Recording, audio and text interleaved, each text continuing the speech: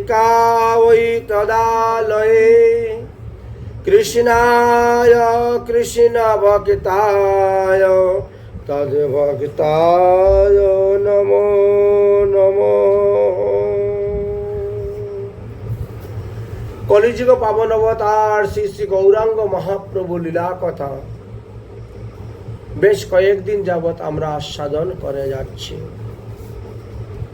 মহাপ্রভু শ্রীবাস অঙ্গনে প্রকাশ হয়েছেন।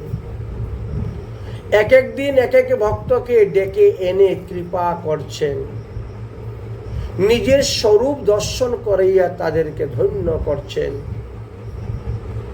আজ অদ্বৈত প্রভুর পালা। তাই আজ মহাপ্রভু প্রকাশ হয়েছেন শ্রীবাস অঙ্গনে এবং শ্রীবাসের ভাই রামাই পণ্ডিতকে বলছেন, যাও শান্তিপুরে গিয়ে তুমি অদ্বৈত আচার্যকে বলো আমি প্রকাশ হয়েছি, তিনি যেন তাড়াতাড়ি আসেন। রামাই উদ্দেশ্যে ছুটলেন, শান্তিপুরে কি অদ্বৈত প্রভুকে বললেন। শোনা মাত্রই অদ্বৈত প্রভু এবং সীতা ঠাকুরানী আর তিনার তনয় মানে পুত্র অচ্যুতানন্দকে সঙ্গে করে নিয়ে এসে উপস্থিত হয়েছেন। মহাপ্রভু তো অন্তর্যামী, সবার হৃদয়ের মধ্যে তিনি বাস করতেছেন, সবাই বসে আছেন। কার কি সংকল্প সব তিনার জানা আছে। আচার্যর আগমন জানিয়া আপনে শ্রীবাস মন্দিরের ভিতরে চলিলা তখনে যে অদ্বৈত প্রভু সীতা ঠাকুরানী এবং অচ্যুতানন্দ আসলেন, মহাপ্রভু তাদেরকে দিব্য রূপ দর্শন করানোর জন্য শ্রীবাস পণ্ডিতের মন্দিরের ভিতরে গিয়ে প্রবেশ করলেন। হুঙ্কার করিয়া প্রভু ত্রিদশে রায় উঠিয়া বসিলা গিয়া বিষ্ণুর খাট্টায়। বিষ্ণুর খাট্টাতে বসে এবার অদ্বৈত প্রভুকে ডাকছেন, আরে নারা, আরে নারা, আইসো আইসো আইসো। নারা আইসে বলে বারবার নারা চাহে মোর ঠাকুর আলী দেখিবার। আয় আজকে আমি তোমাকে আমার ঠাকুর আলী দেখাবো, অর্থাৎ আমার প্রকাশ মূর্তি দেখাবো। নিত্যানন্দ জানে সব প্রভুর অঙ্গিতি বুঝিয়া প্রভুর মস্তকে ধরিলেন ছত্রশীল। নিত্যানন্দ তখন মহাপ্রভুর মাথার উপরে একটা ছাতা ধরলেন। গদাধর বুঝিলেন প্রভুর অন্তর, কর্পুল তাম্বুল পান যোগাইলেন নিরন্তর। সঙ্গে সঙ্গে একটা পান তাম্বুল তৈরি করে মহাপ্রভুকে দিলেন। আজ মহাপ্রভুকে দেখতে কিরকম, জিনিয়া কন্দর্প কোটি লাবণ্য সুন্দর অতি তেজময় বিগ্রহ যেন কলেবর। শরীর থেকে যেন জ্যোতি বেরোচ্ছে, প্রকাশ বেরোচ্ছে। যে যে রসের ভক্ত সে সেইভাবে মহাপ্রভুকে দেখছে। কেউ দেখছে মহাপ্রভু, কেউ দেখছে শ্রীকৃষ্ণ, কেউ দেখছে রামচন্দ্র। যার যে ভাব সে মহাপ্রভুকে তার ইষ্টদেব রূপে দর্শন করিতেছেন। দ্বিভুজ মুরলীধারী না পারি চিনিতে, ত্রিভঙ্গে বাজায় বাঁশি হাসিতে হাসিতে। মহাপ্রভুকে অদ্বৈত প্রভু দেখছেন তিনার মদন মোহন। দ্বিভুজ মুরলীধর হইয়া বাঁশি বাজাচ্ছেন হাসতে হাসতে। পরম সুন্দর অতি প্রভু বিশ্বাম্বর চাহিয়া অদ্বৈতের প্রভু করিলা উত্তর। অদ্বৈত প্রভুকে বলছেন, হে অদ্বৈত, আমাকে পৃথিবীতে আনার জন্য তুমি প্রচুর তপস্যা করেছ, প্রচুর আরাধনা করেছ।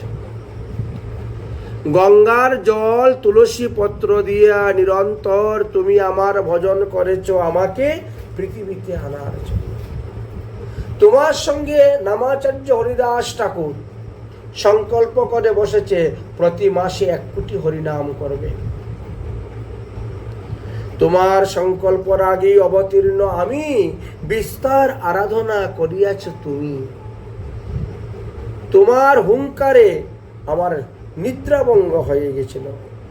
শুইয়া আছিলাম আমি কিরুত সাগর ভিতর, নিদ্রাভঙ্গ হইল নারা তোমার হুঙ্কার, হে অদ্বৈত প্রভু, তোমার হুঙ্কারে আমার নিদ্রাভঙ্গ হয়ে গিয়েছিল।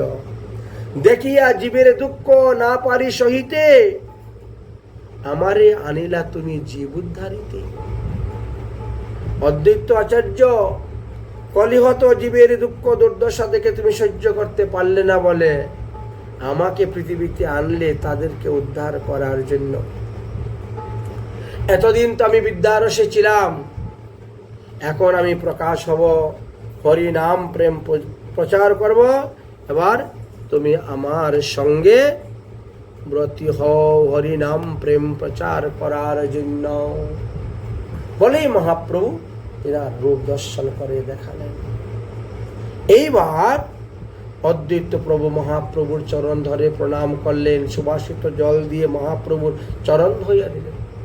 প্রথমে চরণ ধুই সুবাসিত জলে, শেষে গন্ধ পরিপূর্ণ জলে পাদপক্ষ ঢালে, চন্দনে ডুবাইয়া দিব্য তুলসী মঞ্জরি, অগ্রের সহিত দিল চরণ উপরি। আগে পাদ্যার্ঘ, সাধারণ জল দিয়ে প্রথমে পা ধোয়ানো হলো, তারপরে অগুরু চন্দন আদি সুবাসিত জলে পা ধোয়ানো হলো, তারপরে এক একটা তুলসীর পাতার মধ্যে চন্দন লাগিয়ে মহাপ্রভুর চরণের উপরে দিয়েছেন। চরণ উপরে অর্ঘ্য সহিত দিল চরণ উপরে, গন্ধ পুষ্প ধূপ দীপ পঞ্চ উপচারে, পূজা করে প্রেম জলে বহে অশ্রুধারে। অদ্বৈত প্রভু এতদিনে তিনার প্রাণের ঠাকুরকে চিনতে পেরেছেন, তাই মহাপ্রভুর পূজা অদ্বৈত প্রভু সর্বপ্রথম করলেন সাক্ষাৎ ভাবে। চরণে তুলসী পাতা দিয়ে ধূপ দীপ নৈবেদ্য পঞ্চপয়, গন্ধ পুষ্প ধূপ দীপ নৈবেদ্য অর্ঘ্য। তারপরে পঞ্চপ্রদীপ জ্বালাইয়া পুনর করেন আরতি, শেষে জয় জয় ধ্বনি ঘোষণা করে বন্দনা প্রণাম স্তুতি করলেন। অদ্বৈত প্রভু হলেন এই এতত্রয়ী এলাকার মধ্যে সবথেকে প্রাচীন মহাত্মা। যারা প্রাচীন মহাত্মা তারা যা যা করে সেটা দেখে অন্য লোকেরা করে। এবার অন্যান্য যত ভক্তগণ ছিল সবাই তখন অদ্বৈত প্রভুর দেখা দেখি এবার সবাই মহাপ্রভুর পূজা করতে আরম্ভ করলেন, মহাপ্রভুর স্তুতি করতে আরম্ভ করলেন, মহাপ্রভুর অষ্টক পাঠ প্রণাম করতে আরম্ভ করলেন। ওই দিন মহাপ্রভু প্রকাশ হয়েছেন, সেই দিন আমি স্বয়ং ভগবান, এই ভাব মহাপ্রভুর মধ্যে এসেছে। কোনোদিন বা আমি ভগবানের ভক্ত, সেই ভাব আসে। কোনোদিন বা আমি ব্রজের গোপী, ওই ভাব আসে।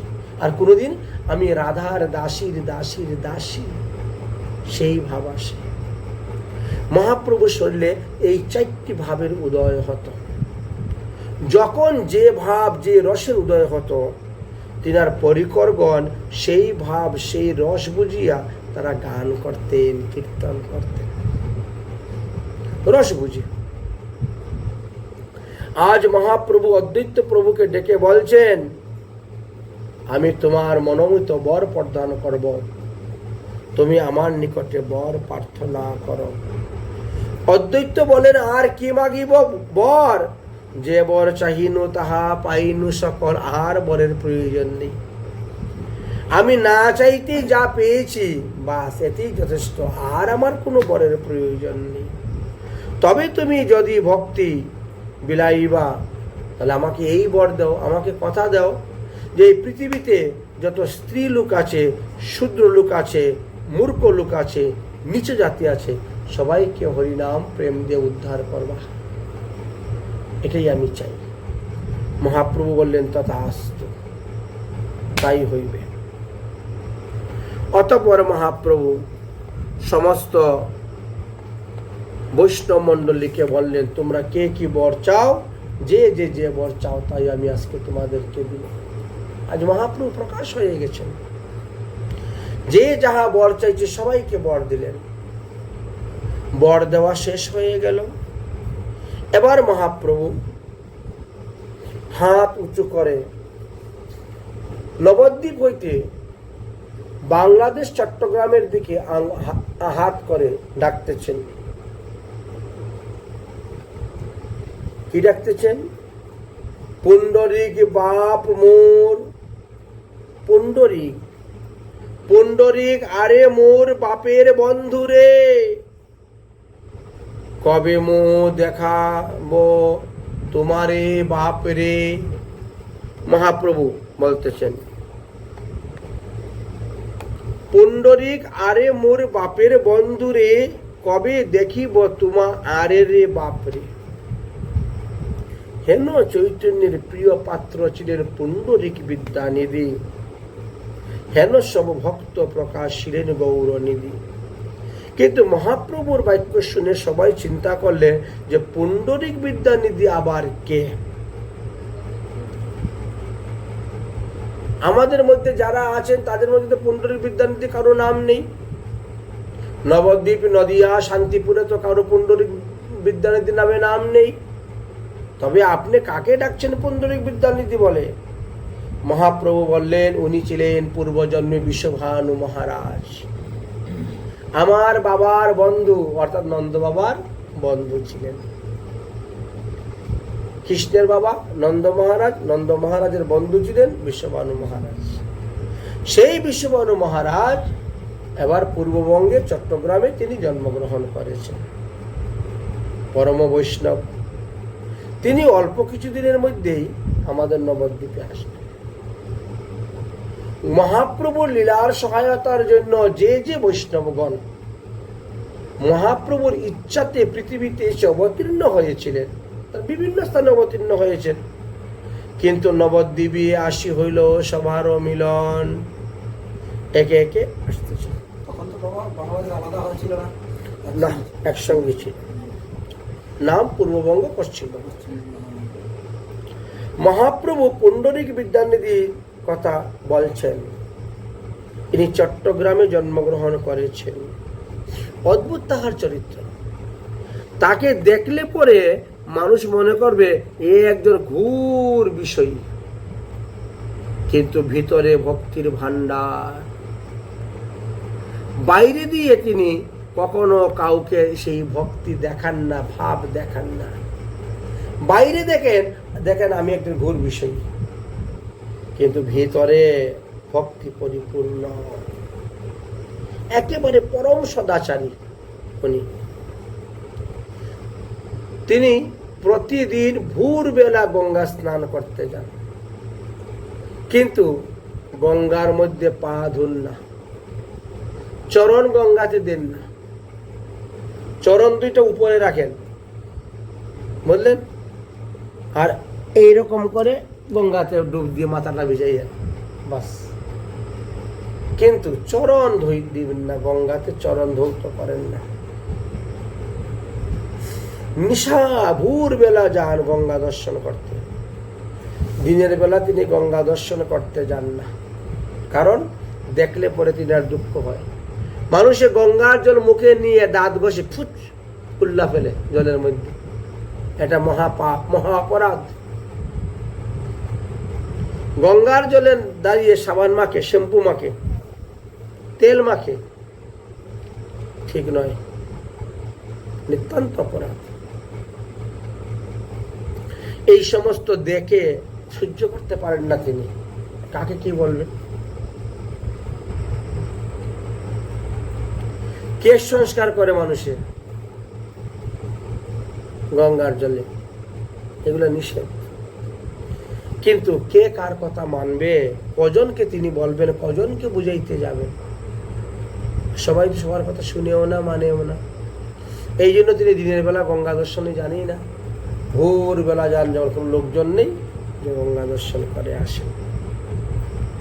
গঙ্গা পূজা করেন, বিগ্রহ পূজা করেন, আর সর্বদা হরিকথা পরিবেশন করেন।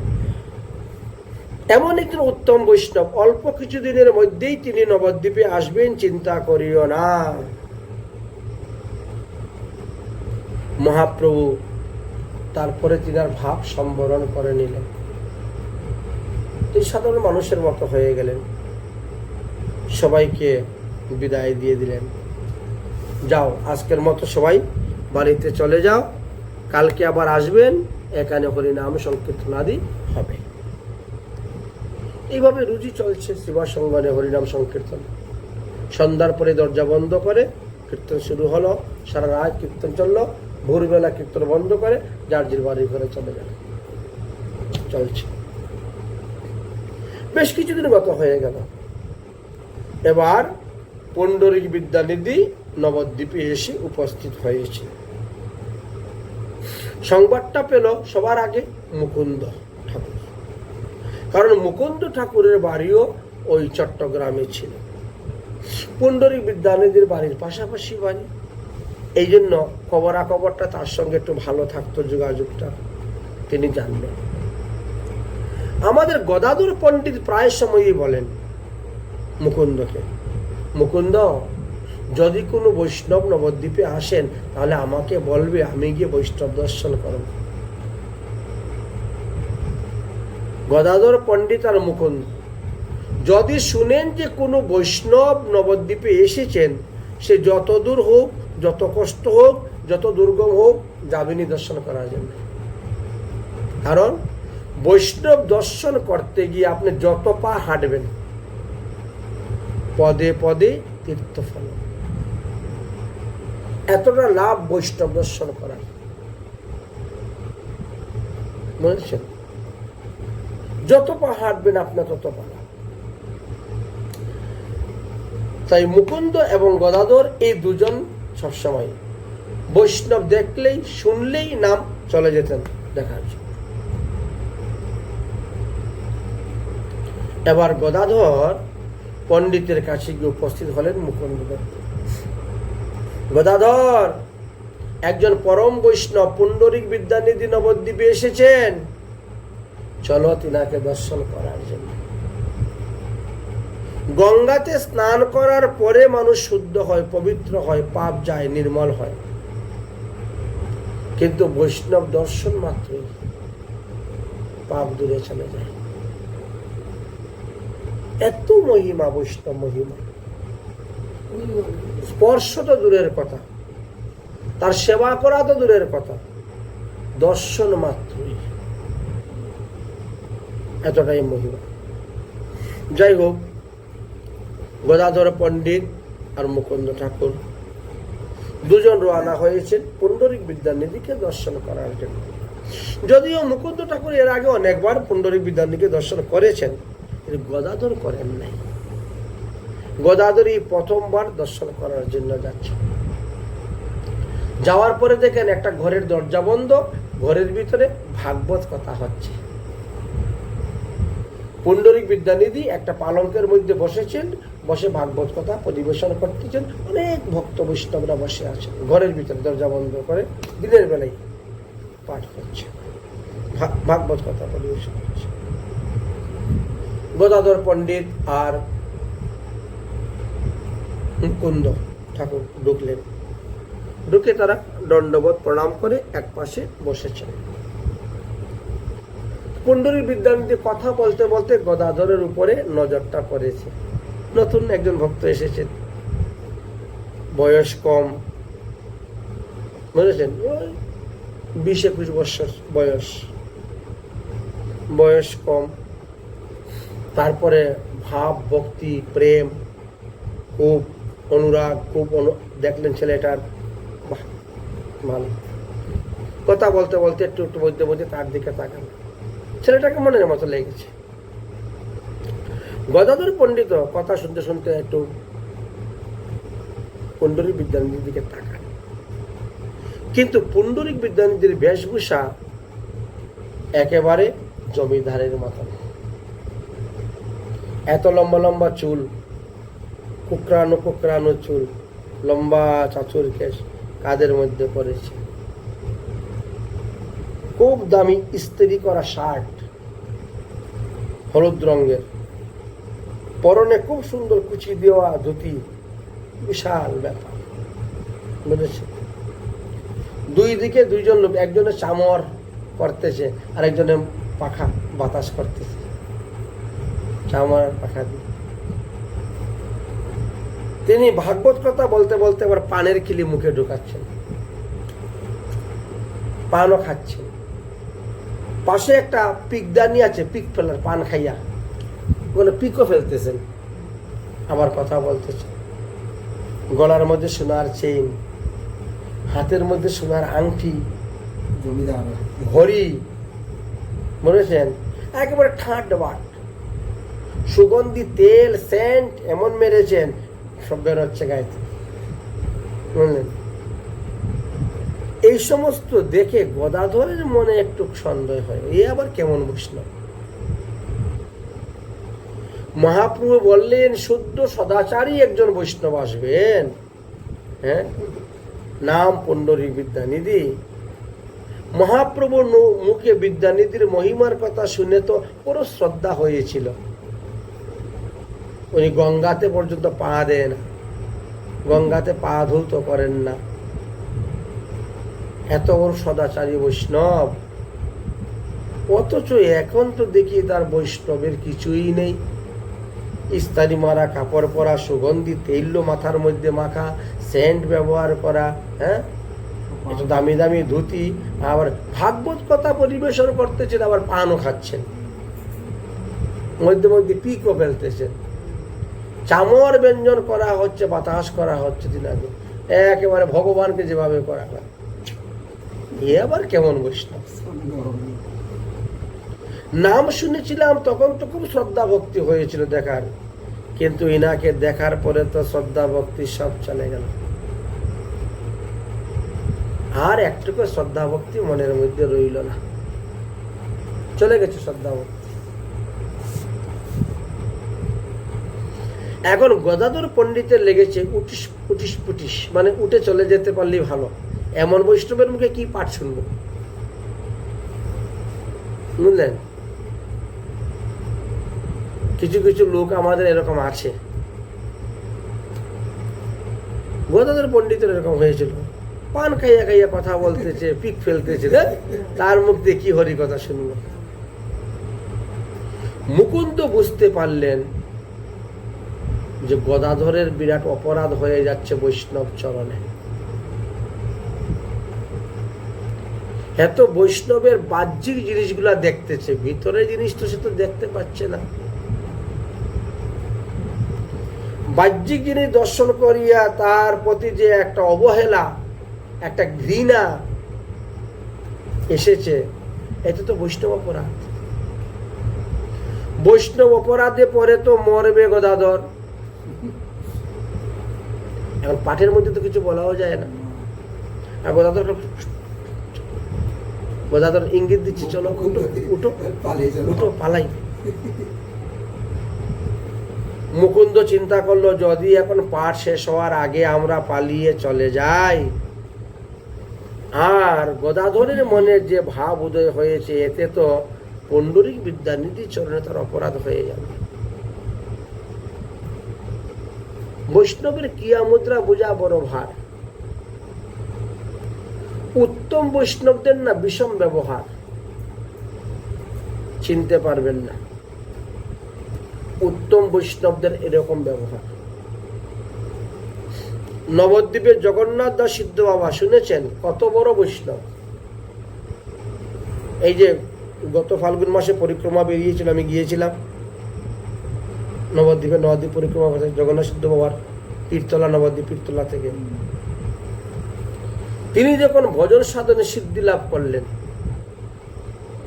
বুঝলেন, লোক তখন আসতে শুরু করলো, তিনাকে দণ্ডবোধ করবে, প্রণাম করবে, ফল দিবে, কাপড় দিবে, দক্ষিণা দিবে, নানা রকমের উৎপাত শুরু হয়ে গেল। সিদ্ধ বাবা তখন তিনি কি করেছেন,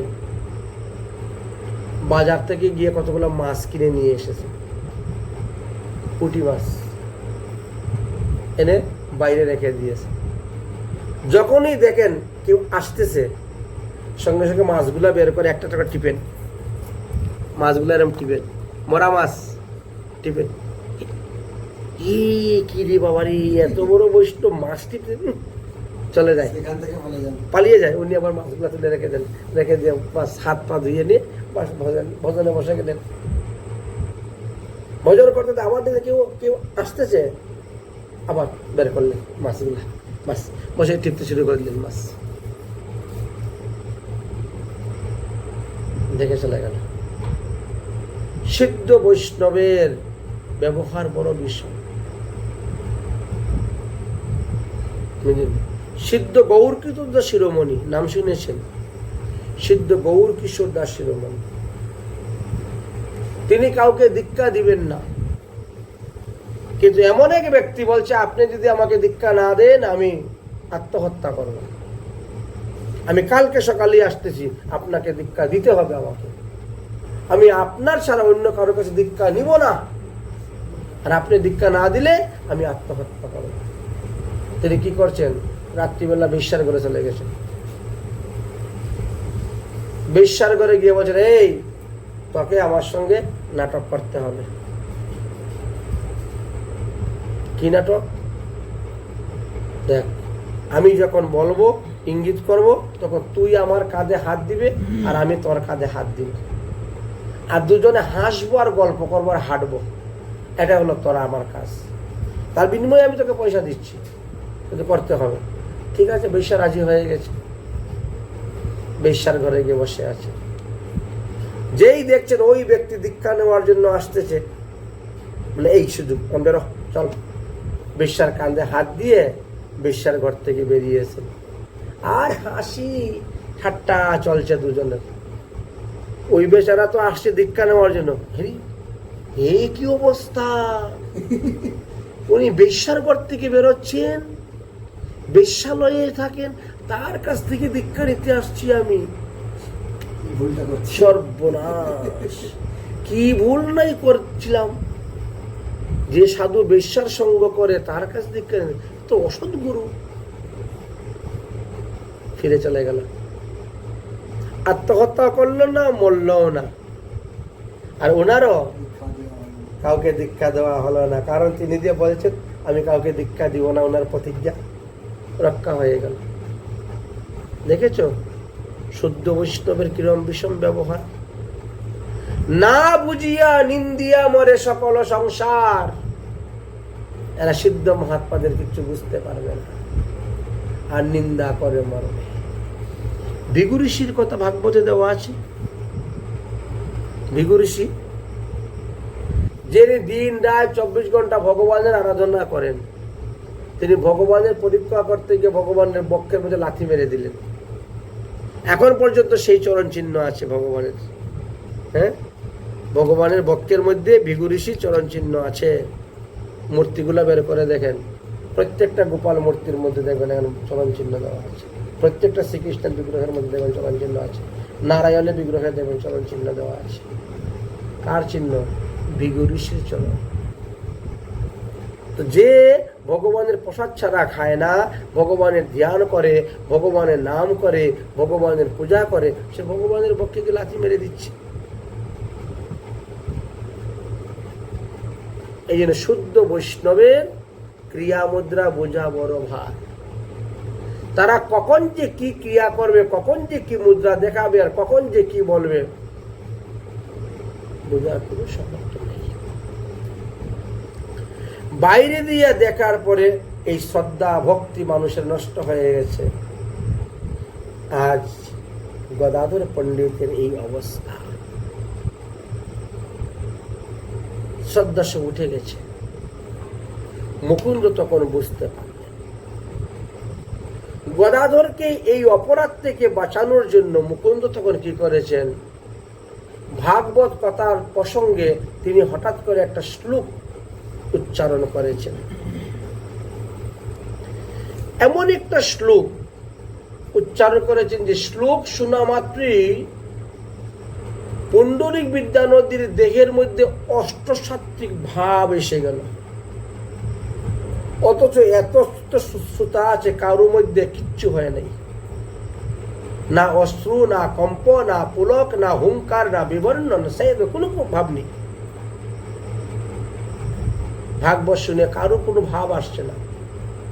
কিন্তু যখন ভাগবতের শ্লোক শুনলেন, পুণ্ডরিক বিদ্যানিধি গাইল কে? মুকুন্দ। সঙ্গে সঙ্গে পুণ্ডরিক বিদ্যানিধি অষ্টসাত্ত্বিক ভাব, হা কৃষ্ণ, হা রাধে বলে উঠেই নৃত্য করতে করতে মাটিতে পড়ে গেলেন। মাটিতে পড়ে ধুলায় গড়াগড়ি। কোথায় গেছে পিকদানি, আর কোথায় গেছে কি ধুলায় গড়াগড়ি। কৃষ্ণ না পাইন, মই না পাইন মথুরা, আমার জীবনটা বৃথা গেল। হা কৃষ্ণ, হা কৃষ্ণ, হা কৃষ্ণ, কবে তোমাকে পাবো, দেখা দাও, দেখা দাও। কানতে কানতে অস্থির। কথা বলে আরে আশ্চর্য কথা, এত প্রেম ওনার ভিতরে, এত ভাব। যে শ্লোক শুনে আমার ভিতরে ভাব জাগলো না, আমার ভিতরে অনুতাপ আসলো না, আমার ভিতরে নির্বেদ আসলো না। ছোটবেলার থেকে আমি ব্রহ্মচারী হয়ে ভজন করে যাচ্ছি, আসলো না। আর তিনার ভিতরে এসে গেল, ওরে বাবা, এই তো বিশাল বড় বৈষ্ণব। ঠিকই তো মহাপ্রভু বলেছিলেন, কিন্তু এই বৈষ্ণবের বিষয়ের ব্যবহার দেখে তো আমি তিনাকে ঘৃণা করেছি, অবহেলা করেছি। তিনার চরণে তো আমার অপরাধ হয়ে গেছে, অপরাধ হয়ে গেছে।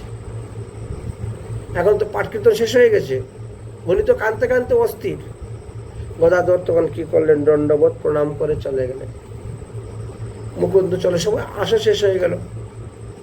মহাপ্রভুর কাছে গিয়ে উপস্থিত,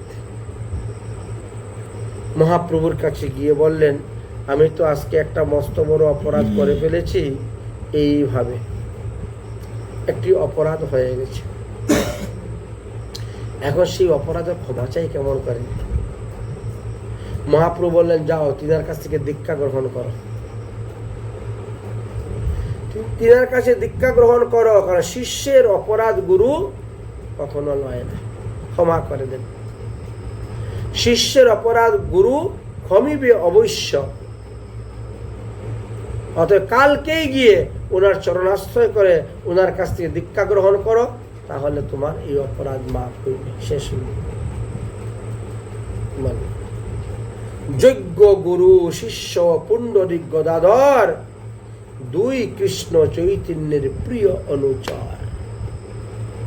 মহাপ্রভুর আদেশে তখন পরের দিন মুকুন্দ ঠাকুরকে সঙ্গে করে নিয়ে গদাধর পণ্ডিত গেলেন। যাওয়ার পরে বললেন যে, আমি আপনার কাছ থেকে দীক্ষা গ্রহণ করতে চাই। পুণ্ডরিক বিদ্যানন্দী বলেন, ঠিক আছে, তাহলে নির্দিষ্ট দিন নির্দিষ্ট সময় বলেন, ঠিক আছে, অমুক দিন আসো, তোমার দীক্ষা দেওয়া হবে। তারপরে দীক্ষা নিলেন, অপরাধ ক্ষমা হবে। এইভাবে মহাপ্রভুর লীলা। যার কাচরণে তোমার অপরাধ হইবে তার কাছে ক্ষমা চাইতে হবে। তিনি যদি ক্ষমা করেন তবে তোমার উদ্ধার, রক্ষা, না হলে রক্ষা নেই। ভগবানও তোমার অপরাধ ক্ষমা করবেন না। বৈষ্ণব অপরাধ এতটাই মারাত্মক, বলেছেন, এতটাই মারাত্মক। ভগবান প্রায় সময়ই দেখবেন অনেক ভক্তদেরকে পরীক্ষা করে, বিভিন্ন ভাবে ভগবান ভক্তদেরকে পরীক্ষা করে। পরীক্ষা না করে কাউকে ভগবান কখনো প্রেম ভক্তি দান করেন না, পরীক্ষা। একদিন মহাপ্রভু শিবাসঙ্গনে বসে আছেন, কৃষ্ণ কথা আলোচনা করতেছেন, হরিকথা আলোচনা হচ্ছে, অনেক ভক্তগণ বসে আছে। শ্রীবাস পণ্ডিতকে পরীক্ষা করার জন্য মহাপ্রভু বলছেন, শ্রীবাস পণ্ডিত, আপনি হলেন নবদ্বীপের মধ্যে একজন নামি দামি পণ্ডিত, বুঝতেছেন, কিন্তু আপনার এই নামটা ধীরে ধীরে কলুষিত হয়ে যাচ্ছে, কারণ আপনি নিত্যানন্দকে আপনার ঘরে রেখেছেন। নিত্যানন্দ হলো অবধূত। সে কোন কুলে জন্মগ্রহণ করেছে, কোন জাতে জন্মগ্রহণ করেছে, আপনি তো তার ব্যাপারে কিছুই জানেন না। জাত পাত কোল টোল কিছুই জানেন না।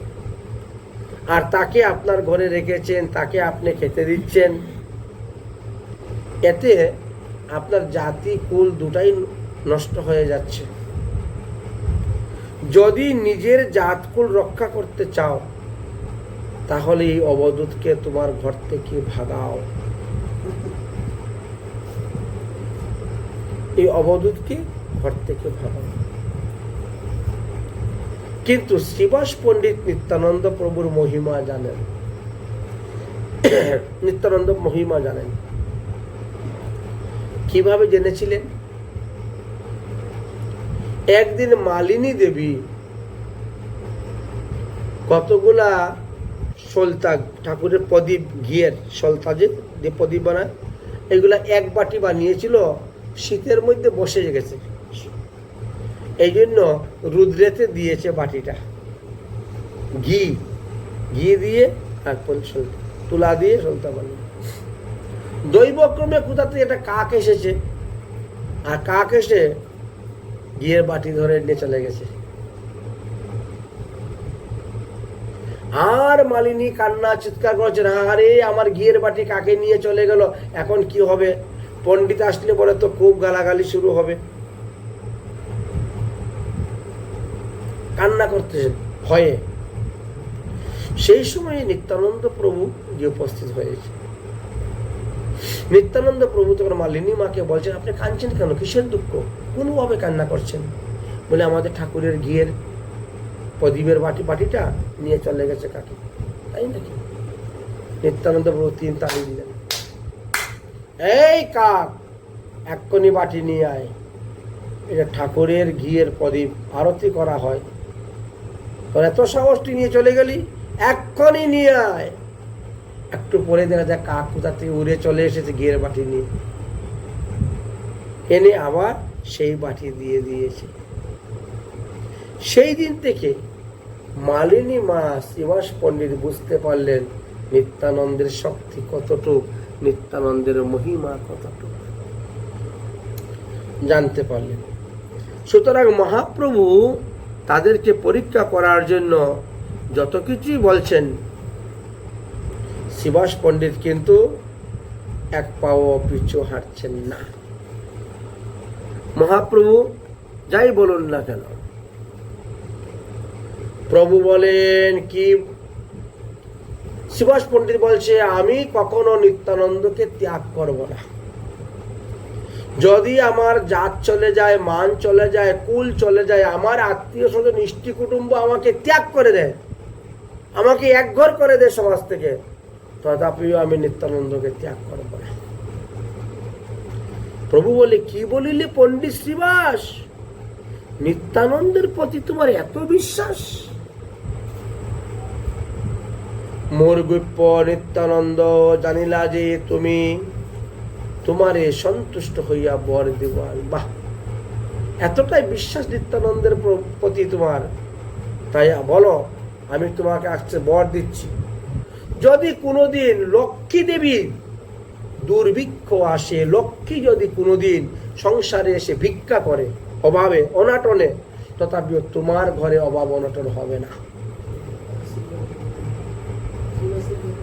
পৃথিবীতে লক্ষ্মী ভিক্ষা করতে পারে তার অভাব অনটনে, কিন্তু তোমার ঘরের অভাব অনটন আসবে না, তোমাকে কোনোদিন ভিক্ষা করতে হবে না, যেহেতু নিত্যানন্দের প্রতি তোমার এত অনুরাগ। তাই নিত্যানন্দের যে আহার জোগাতে তোমার চিন্তা করতে হবে না। বললেন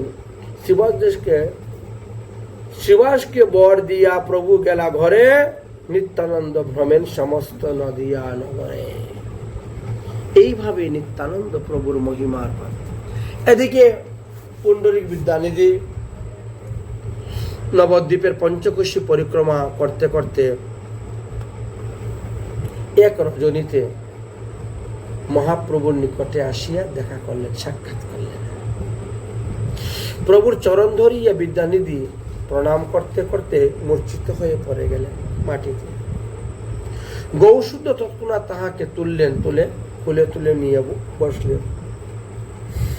গৌসুন্দর বলছেন, আজি কৃষ্ণ বাঞ্ছা সিদ্ধি হইল আমার, অনেকদিন ধরে তোমাকে দেখার ইচ্ছা, আজকে দেখা হল। আজি কৃষ্ণ বাঞ্ছা সিদ্ধি হইল আমার, আজি পাইলাম সর্ব মনোরথ পার। পুণ্ডরিক বাপ বলিয়া কান্দেন বিশ্বম্বর, বাপ দেখিয়াছি আমি নয়ন গোচর। সেই দাপর যুগে দেখা আর এই কলি যুগেতে দেখা। তাই মহাপ্রভুর প্রেমাশ্রু বিসর্জন হচ্ছে, দেখতে পাচ্ছেন। প্রভু বলে, আজি শুভ প্রভাত আমার, আজি মহামঙ্গল সেই বাস আমার। নিদ্রা হইতে আজি উঠিলাম শুভক্ষণে, দেখিলাম প্রেমনিধি সাক্ষাৎ নয়নে। পুণ্ডরিক বিদ্যানিধির আরেকটি নাম কি ছিল? প্রেমনিধি। কারণ তিনি প্রেম দান করতেন মানুষকে। যিনি তিনাকে দেখতো তার শরীরে প্রেমের উদয় হতো, ভাবের উদয় হতো। এই জন্য প্রেমনিধি নাম পুণ্ডরিক বিদ্যানিধির আরেকটি নাম প্রেমনিধি। এইভাবে ভক্ত বৈষ্ণবের মিলন নবদ্বীপে শুরু হলো। পৃথিবীতে বিভিন্ন স্থানে বৈষ্ণবরা জন্মগ্রহণ করেছেন, কিন্তু নবদ্বীপে আসি হইল সবার মিলন।